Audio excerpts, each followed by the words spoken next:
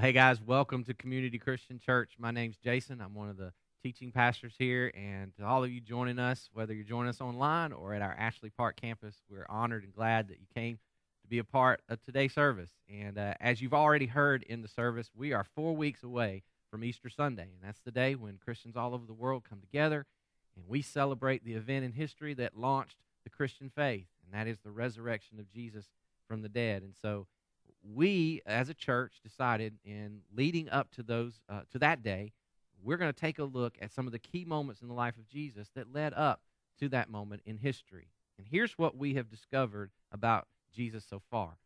We've been learning that when what Jesus came to teach us, and more importantly what he came to show us by what he did, was something that was brand new to the world. It was not expected. It was nothing that the world had ever seen before. And even better than that, it was greater than anything the world had seen before. Through what Jesus taught and what he did in his life, he was introducing a better way to live, a greater way to relate to God, a greater way to treat and relate to the people that we find ourselves around everywhere that we go. And as we're going to see in the next few weeks, Jesus introduced to us an even greater way to die. But today, what we're going to see is that Jesus also introduced us to a greater way to lead, or a greater way to have authority in our world with the people around us. And when we see this concept that Jesus is going to introduce to us today, I just go ahead and tell you, to be honest, you're not going to be surprised by it. It's not going to be something that you don't know already, or something that you're just going to be impressed by. And the reason is simple. It's because this concept is just sort of normal in our world. It's become so ingrained in the way that you expect people to live and the way you expect the world to work that you sort of take it for granted, and so do I. It's just something that in our day and time, it's just become sort of normal. But I'm telling you, in the first century, when Jesus introduced this to his followers, it was far from normal.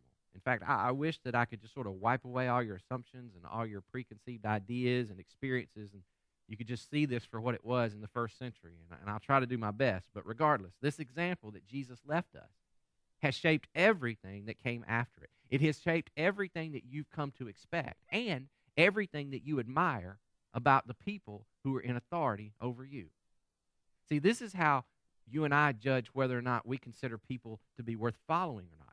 This is what you use to judge whether somebody is worth working for or not, or whether they deserve your respect or not. It's the quality that you want everybody in your life to possess. You want everybody to live by this idea or this rule.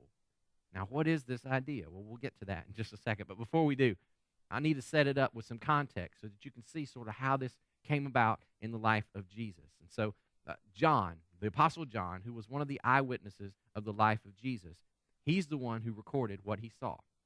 John was there. He was an eyewitness to these events, and he tells us in his account of the life of Jesus one of the most defining miracles that Jesus ever performed. And even if you didn't grow up in church, whether you did or not, you probably are familiar with this story. It's the story of when Jesus raised one of his best friends back from the dead. The man's name was Lazarus. Now, when I say Lazarus was raised from the dead, he was dead.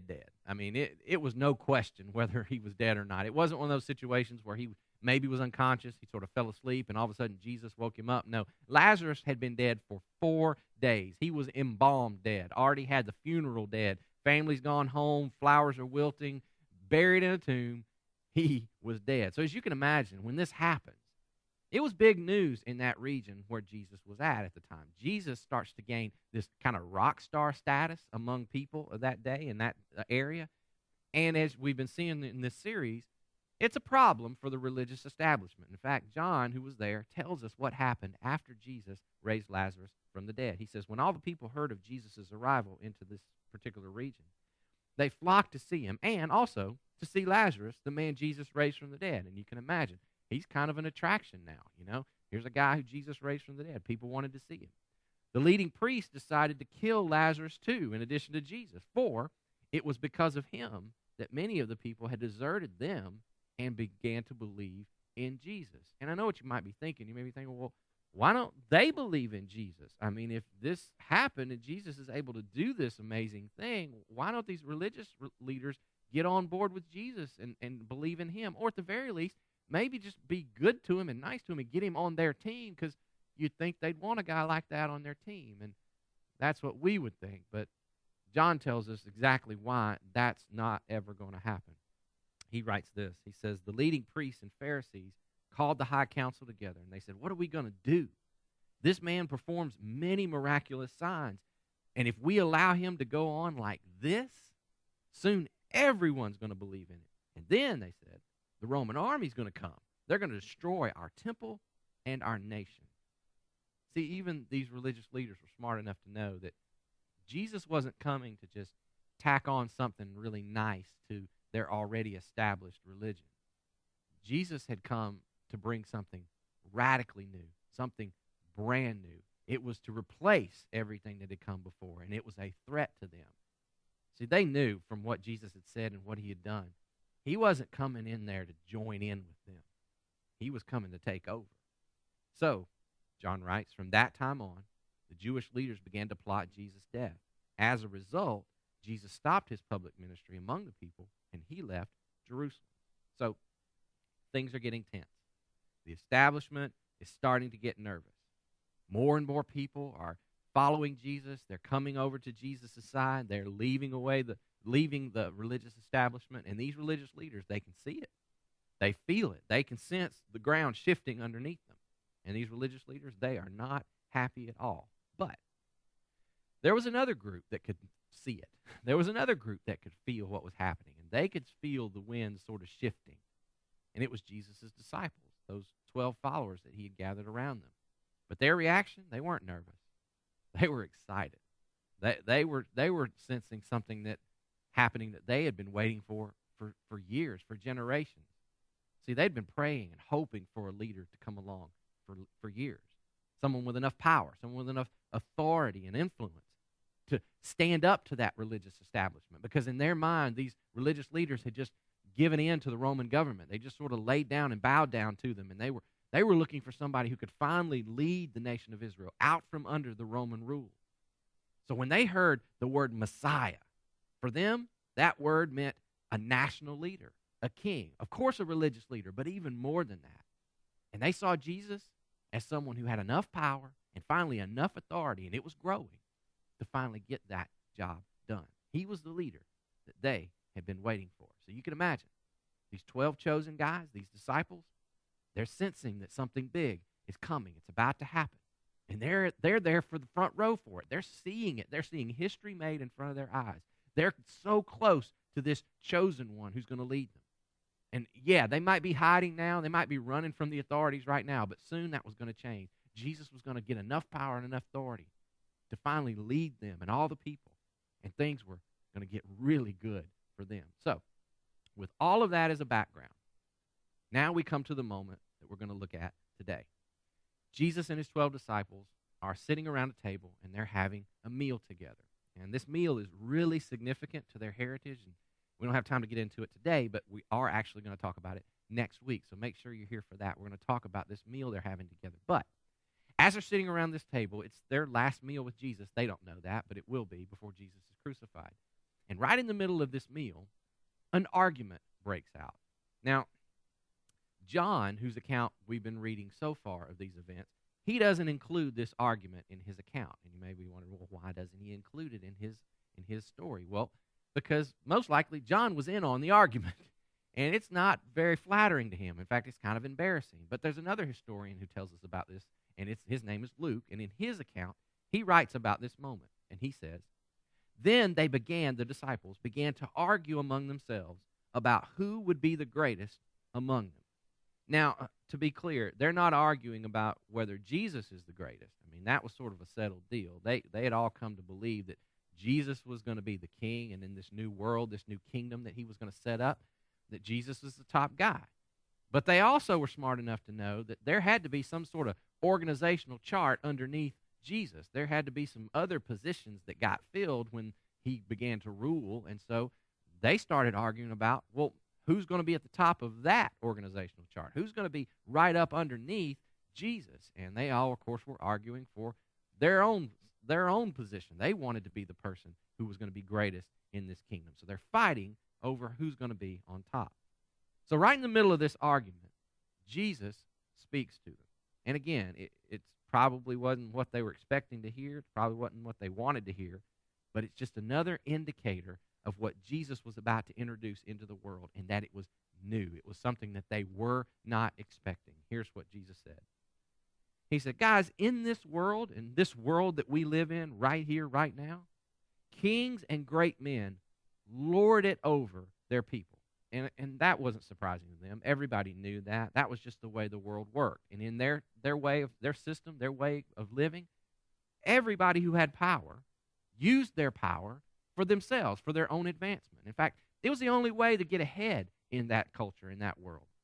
So every king did it. Every leader lived that way. And they believed that since Jesus was about to become the king and the leader of this new nation, well, the disciples just assumed, well, that's how Jesus is going to do it too. He's going to operate the same way until Jesus said this. He says, but among you, and when he says you, he means us. Among all of us, it's going to be different.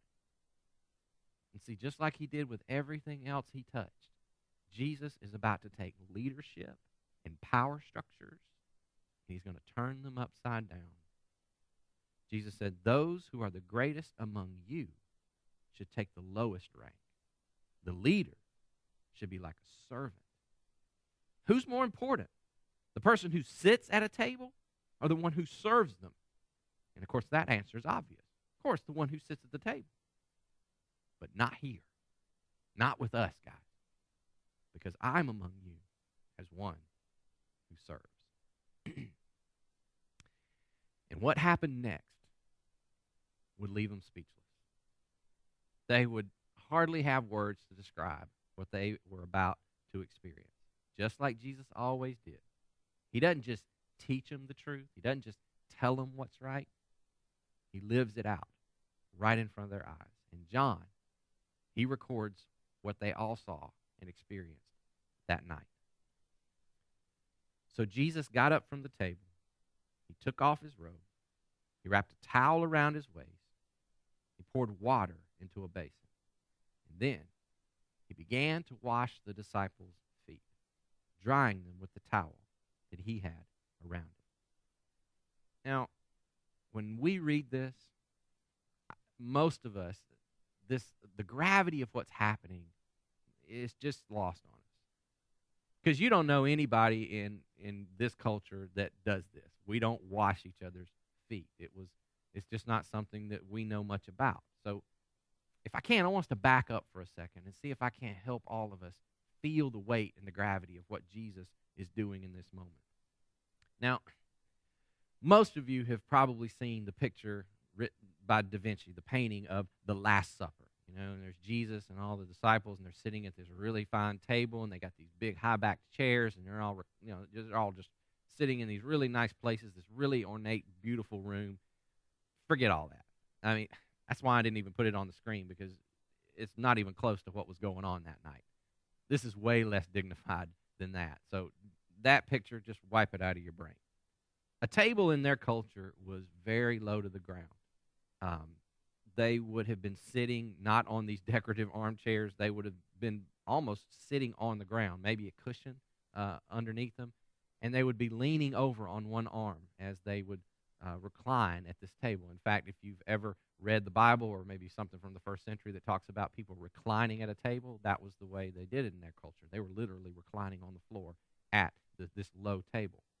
And at a time when everybody walked around in sandals, if you even had sandals, just imagine you walked everywhere you went down roads that were used by everybody, animals and people. They were dirt roads, and they would collect everything that came with all of that. So when it rained or when the animals did their business, everything was right there in the road. And so these were the kind of trails and roads that people walked down. So you can imagine at the end of a day what someone's feet would look like, and maybe even what their feet would smell like. Now imagine you get down on the floor and you're leaning right next to a person whose feet are just a few inches away from where you're eating.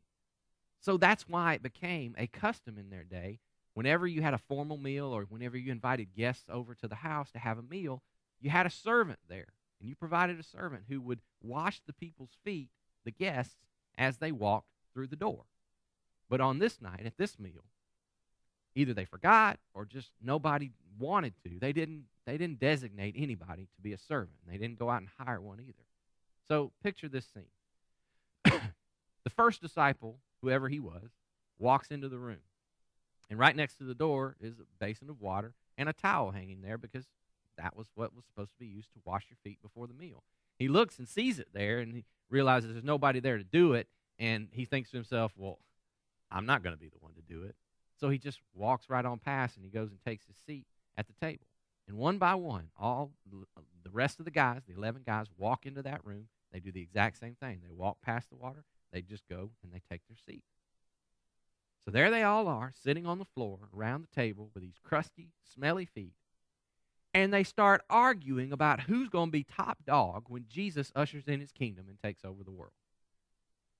So right in the middle of this argument, Jesus speaks up, and then he stands up from the table, gets up off the floor, and John says the first thing Jesus did was he took off his robe. Now, you and I hear robe, and we think, well, that's just like a coat. It's an outer garment. No, it's actually what Jesus was wearing. When Jesus takes off his robe, the only thing he has left is an undergarment. He takes a towel, and he wraps the towel around his waist. A towel that's about to be covered in dirty foot water. Think about a towel that you would put around you as you get out of the shower. Jesus wears this towel. He takes the water next to the door, and he pours it into a bowl. He takes that water, and he walks around the table, and he goes behind the first disciple. We don't know which one it was, but he stands behind this very first disciple. He lays the basin down on the ground, and he climbs down onto his hands and his knees, and then he reaches into the water, and he wets his hands. He gets his hands really wet. And then he picks up the very first foot of the very first disciple, and he begins to wipe it with his hands in the water, scraping off all that mud and all that dust and possibly even animal waste off of that foot. Now, can you imagine how quiet it is in the room right now? The only thing you can probably hear is just the sloshing of the water as Jesus does this. Can you imagine how long it takes? I mean, Jesus washes 24 feet. I mean, we're talking at least 15, maybe even 20 minutes that Jesus takes to do this act, one by one, over and over, washing the feet, taking the towel around his waist, drying them off, wiping off the dirty water. He just does it over and over and over again. The man that they were following, the liberator of all Israel, the Messiah from God, the leader they'd waited for generations for, the king that they believed was about to remove all the religious leaders to overthrow the Roman government, is now on his hands and knees in his underwear, scrubbing mud off their feet at the dinner table. It's hard to imagine. It's hard to imagine what they were thinking. It's hard to imagine what they were feeling, how humbling that must have been, how uncomfortable that must have been. That's why later in this story, John tells us that at one point, Peter speaks up, one of the followers of Jesus, and his reaction is probably what you would think. He thinks, Jesus, no. Jesus, you can't do this. Don't do this. It's humiliating, not just for you. I'm humiliated for you. You should not be the one doing this. But after 24 feet are all clean, the towel that Jesus is wearing is soaking wet, it's filthy, it's clinging to his legs. Jesus takes it off. He sets it aside. He puts his robe back on. He comes back to the table. And if his words before didn't hit home, I'm telling you, they did now. And Jesus says next, do you guys understand what I was doing? You call me teacher and Lord. And you're right, because that's what I am. Now notice here, Jesus doesn't discount, he doesn't downplay his position of who he is. Jesus is still teacher. He is still their Lord. He still possesses all power and all authority over them. None of that has ever changed. But what is changing is the definition of power. and authority. Jesus said, since I, your Lord and teacher, have washed your feet, you ought to wash each other's feet. I'm giving you an example to follow. So do as I have done to you. Now remember what Jesus had just said just a few moments ago. He said, guys, in this world we live in, what's normal for us?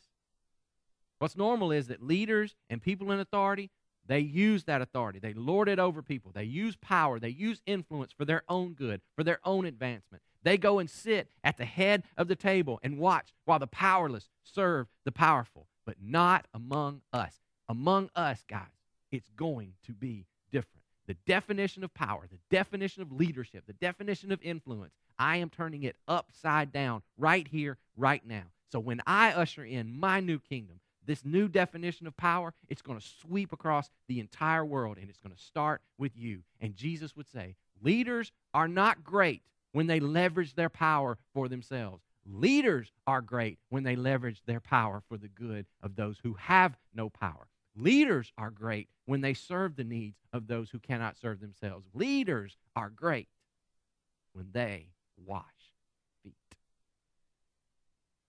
And I don't have to take a survey on this. I don't have to ask any of you to raise your hands and tell me what you think. I don't even have to ask you what you believe about Jesus or what you think about Christianity or the Bible or any of that kind of stuff. This I know. We all agree on this. When you encounter someone who holds more power than you have, someone who has more influence than you, someone who has more resources than you, this is how you want them to behave. This is the kind of person you want them to be. You want them to be a person who will leverage who they are, leverage what they have been given for the good of other people. This is the person that you would say, I want to know that person. I want to follow that person. I want to work for that person. I will respect that person. But I'm telling you, in the first century, it wasn't expected. This was a radical idea. It was countercultural. This is not what the disciples were expecting from their king. It was certainly not what they expected from a Messiah. It was brand new. They were looking for a warrior, a ruler, a conqueror, a king. What they got was a servant wrapped in a wet towel on his hands and knees. But I'm telling you, when those guys got it, when those 11 disciples really understood what was happening, you say, well, why do you say 11? I thought there were 12. Because one of them never got it. You probably know his story. Judas, who was sitting around the table that night. He actually gets up from the meal, right in the middle of this meal, and he goes out and he turns Jesus into the authorities. He's the one who brings them to arrest Jesus. And the reason, we don't know for sure, but many people speculate it was probably because of things like this. He had become so disgusted with what he was seeing and hearing from Jesus that he just couldn't take it anymore. Or maybe he was just impatient. He was trying to hurry Jesus up to get him to that point where he would finally take power and finally take over, and Jesus wasn't working fast enough for him, but for whatever reason, he betrays Jesus because of this events like this and the things that he taught. But when the other 11 finally understood the significance of what Jesus was doing at this moment, it changed the world. Literally, it changed the world because they started living this way. They started leveraging the power and authority that they had for the good of other people. Now, they didn't get it until after Jesus' resurrection. We'll see that in the next few weeks. But the ripple effect that their lives had on our world, we could never even measure it. Over the centuries, the followers of this servant king who washed his subjects' feet would begin to use their power and their influence for the sake of the powerless. And it would become the Christians who would begin to elevate the status of the powerless in society. It was the Christians who elevated the status of women and children like they had never been done in the world before. Women began to be treated as equals to their husbands in the church. Women were given levels of authority and leadership positions within the early church. When the Roman government established a policy in the Roman world where if you had a child and you didn't want that child, or maybe that child was disabled, or maybe the child was just not the right gender, and you didn't want to have this baby, you could take, by law in the Roman world, take your baby and just expose them to the elements out in a forest and just leave them there to die.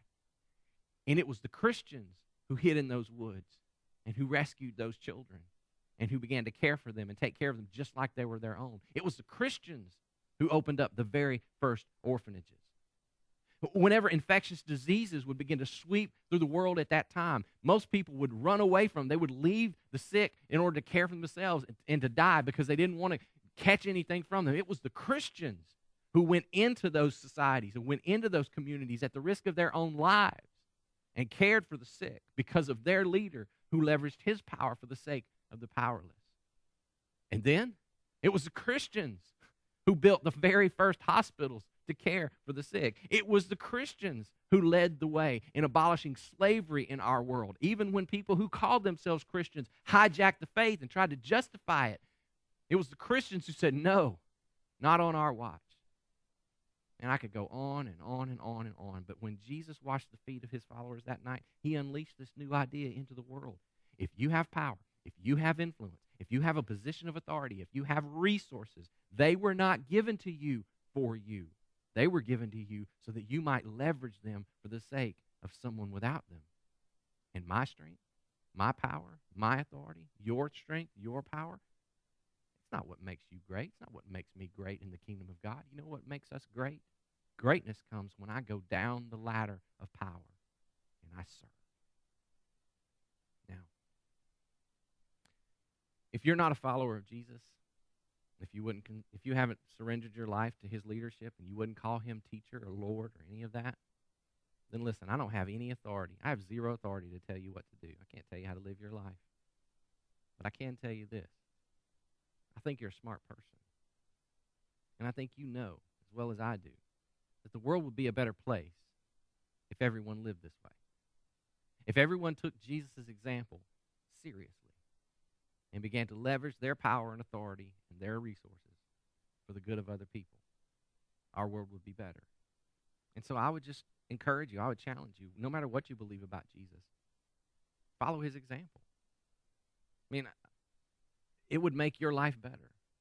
It would make you better at life. It would make the lives of the people around you better. I can't tell you what to do, but I think that's what would happen. And I think you know that too. But if you are a follower of Jesus, if you do call him teacher, you do call him Lord, listen, guys, we don't get a choice on this one. Jesus was speaking as much to you and to me as he was the disciples around that table that night. Since I, your Lord and teacher, he said, washed your feet, you wash each other's feet. It is an example for you to follow. So you do as I have done to you. Your Savior, the one who existed before there was time, who spoke the universe into existence. He has all power and all authority, and yet he laid down every right and every power, and he entered into a flesh and blood body and willingly allowed himself to be stripped naked, whipped within an inch of his life, and nailed to a cross. He chose to leverage everything he had for your sake and for mine. And now, he just asked me and you to do the same. Whatever power, whatever authority you've been given, don't use it for your own advancement. Use it for the sake of someone else. And become great in the kingdom of God by becoming a servant to every person. And listen, it doesn't have to be that complicated. I know it feels that way. But I think it's very simple.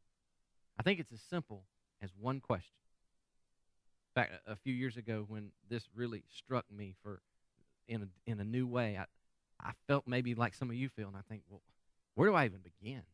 Well, where do I even start to live a life like that? And for me, it just came down to one question, something that I've taught you guys before. If you've been here for a while, you may have heard me say this. I'm going to teach it to you again. This is a question that I've just adopted into my vocabulary, into my life, and I walk around with it everywhere I go, and I try my best. And in fact, I challenge myself to try and ask this question at least once a day to someone in my life.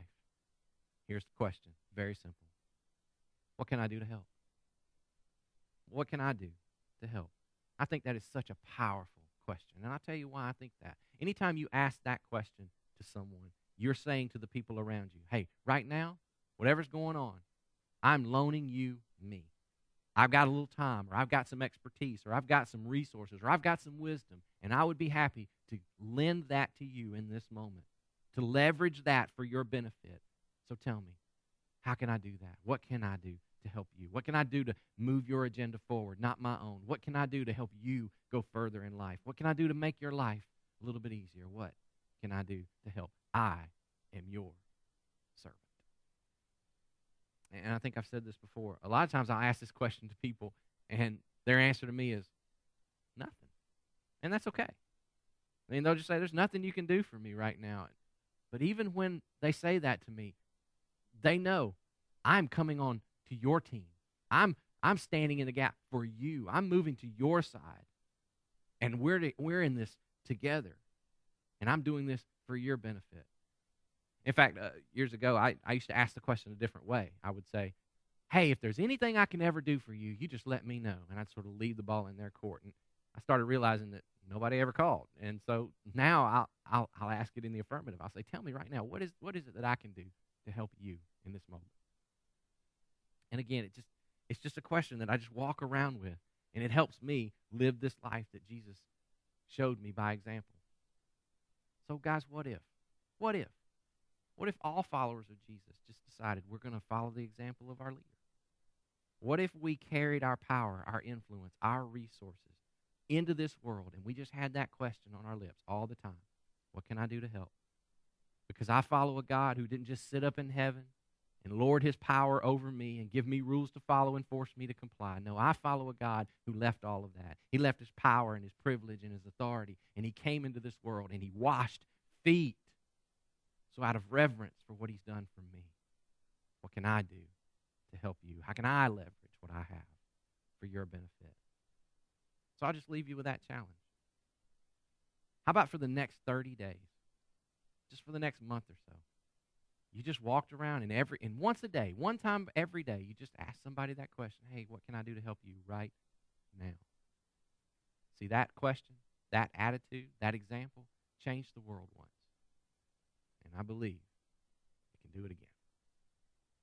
Let's bow for prayer. God, I thank you that you are a Lord, a leader, who chose not to lord your authority over us, but you came to become one of us. And you used your power and authority to serve. You took on the very nature of a servant rather than clinging to your heavenly privileges. God, we thank you for that. We love you for that. And God, thank you that you left that as an example for us, that we could follow and do the same. May we live the way Jesus did. May we become great in your kingdom by becoming servants of all. It's in his name we pray. Amen. Thanks, guys. We'll see you right here next week.